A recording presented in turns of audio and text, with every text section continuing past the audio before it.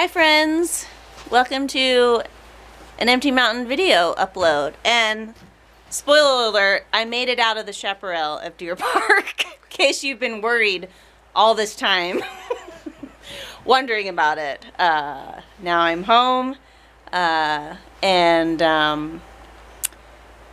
interestingly, so Mike was at Deer Park for 3 months over the summer, and I was holding down the fort here at Empty Mountain by myself, and then he flew home and I flew there, and now we're both together. And in like 2 weeks we'll both head back there for the winter, so that's where that's going. But we'll be sure to post probably maybe 1 or 2 videos after this too before we head south for the winter months. But we thought we would give you an update about what we're working on. And while I was away, Mike did some wiring, because we realized that before floors and walls need to go in, wiring was a thing that needed to happen, and I personally kind of forgot about that part. Yeah, well, so did I. So he's been working hard at doing the wiring, and yeah. Yeah, well, we'll give you a tour, and it won't look super different. I've been here. Nicole was gone for 3.5 weeks, and it doesn't look like I did much because it all kind of gets buried. But we'll show you what we did with the electrical, and then we'll show you what our next step is. See if we can. And there's Larch.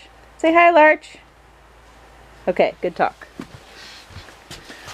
So before, we were just running extension cords kind of for everything, and we had the insulation and everything finished, and so it was kind of a bear. I had to peel, quite a bit of insulation back, and I had to just tear everything apart. It was a mess. I'm glad Nicole was not here for it, because it was the most difficult part was dealing with living in such a small spot with all the stuff and then trying to work around it. But we have a breaker box. That's the new addition to the family, and then that is now running straight from She-Ra, our Princess of Power. And so we have two, we're set up, we're actually only running 1 circuit now, which isn't super important, but we're set up basically for 2 circuits if we want. And they kind of go, one goes this way, and then one goes this way around the building. And we have a plethora of outlets. We have an outlet here for this side of the couch. And then we have an outlet on this side kind of for the fridge. It's kind of mainly for that. And then if we have anything we want to plug in by the little phone station. We threw one up here, which is super useful. And that powers our, this is our cell phone booster, powers our cell phone booster, and it's, I learned about half hot switches, so that this top switch, or this top outlet is actually on a switch, so we have the outside lights plugged into it, so now we can turn on and off the outside lights with the switch. We have a light wired up above the door, and then 2 outlets along the wall here on that circuit. And there'll be like a kitchen countertop we'll put in there, so that's why they're like right where they are. This is our kitchen countertop. Will kind of be this corner here. So the other circuit comes down to this little guy. That's Nicole's kind of workstation outlet in that side of the couch, and then this guy. And then we have 2 outlets on either side of the bed. And we put a light up there. So it took me, the hardest part is I'm not an electrician, so I've done a little wiring, but it's certainly something I had to do some research about, and to do it safe and have it all function. And it all worked the first time. So you put in 8 outlets and 2... I think there's 10 outlets. Oh, there's 10. I think there's 10. Oh. Yeah, with that one there. 1, 2, 3, 4, 5, 6, 7, 8, 9, 10. 10 outlets. in this little We're cabin. so going to be able to plug all we the can things plug all in this sorts of small stuff little in. cabin. But like I said, the hardest part was probably dealing with all the stuff and pulling all the insulation apart. And then the second hardest part is not being an electrician and just having to kind of relearn all this stuff. And, you know, I've done it in the past, but it's just something I don't do every day. So, but we have had success. Turned everything on, went around, and I do the sniff test and just walk around the cabin, and I smelled no smoke. And it's been running like this for a few weeks now with no problem. So super stoked. We have the wires in, and now we're on to the finishing. And I'll show you what I spent the rest of my time with Nicole being gone, what I did. We'll take a little walk to the parking meadow.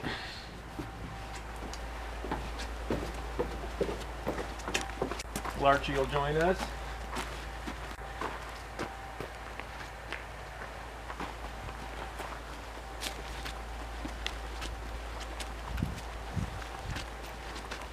If anybody's familiar, we've had a long-term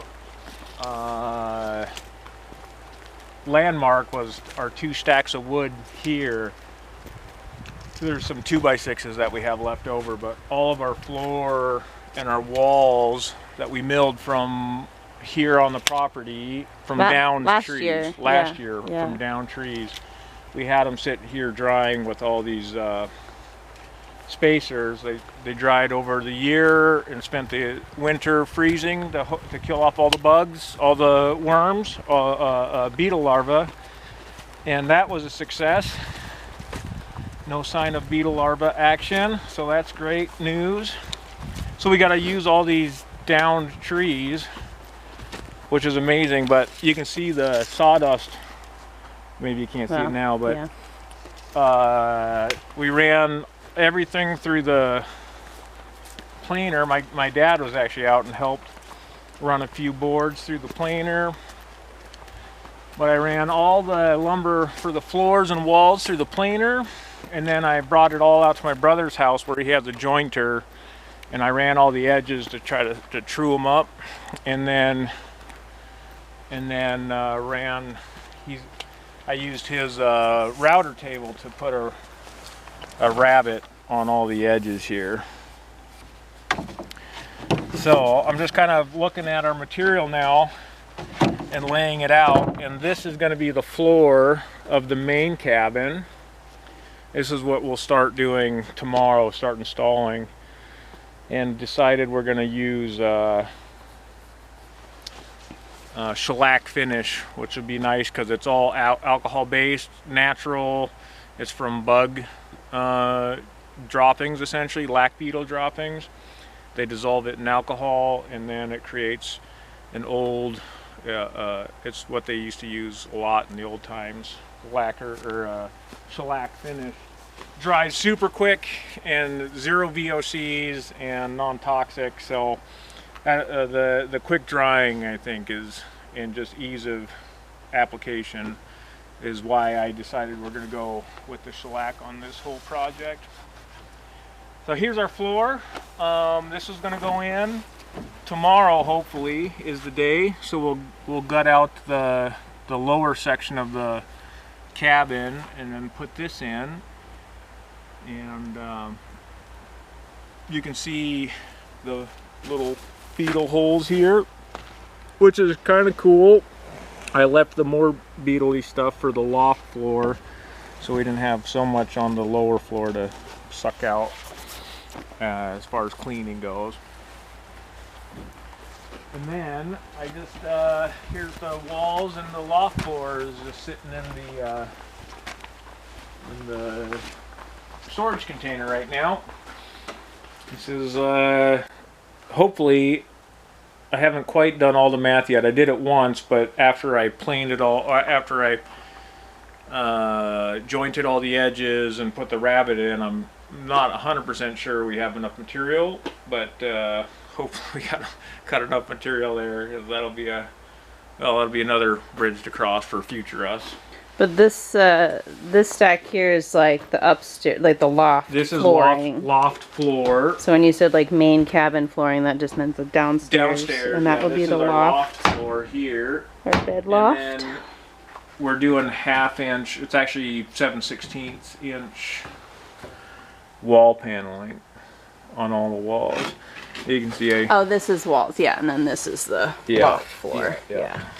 I love this. Pink is There's awesome. one of the stumps right at the base cool. had this red growing in the wood, but it only goes up a handful of inches, which is would have been cool to have it run. But having the beetle kill is kind of cool because you get all the blues and stuff. So Yeah, it's really pretty. hopefully when we get it up there, it's gonna be awesome. And right now we just have what OSB up there. Yeah, for floor and then Yeah. insulation for walls. So this is gonna be another game changer. Woo! So we'll take some videos as we progress, I think. And then Nicole, like she said, we're leaving in a little over 2 weeks, and we have to still get ready for winter out here.